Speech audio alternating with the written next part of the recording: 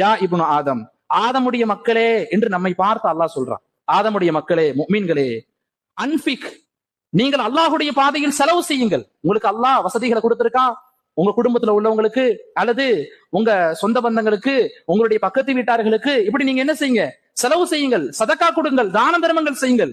அப்படி தான தர்மங்கள் செய்தால் உன்ஃபிக் அலைக்க, உங்களுக்காக வேண்டி நான் செலவு செய்ய தயாராக இருக்கிறேன் என்று அல்லாஹு தஆலா சொல்றான்.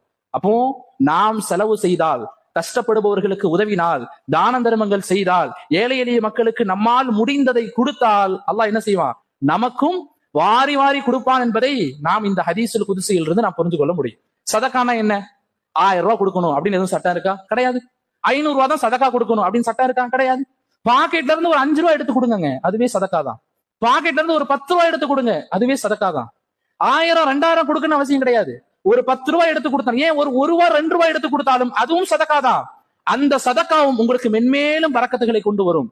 அந்த சதக்கா உங்களுக்கு ஆபத்துகளை விட்டு உங்களை பாதுகாக்கும் என்று அல்லாஹ்வுடைய தூதர் ஸல்லல்லாஹு அலைஹி வஸல்லம்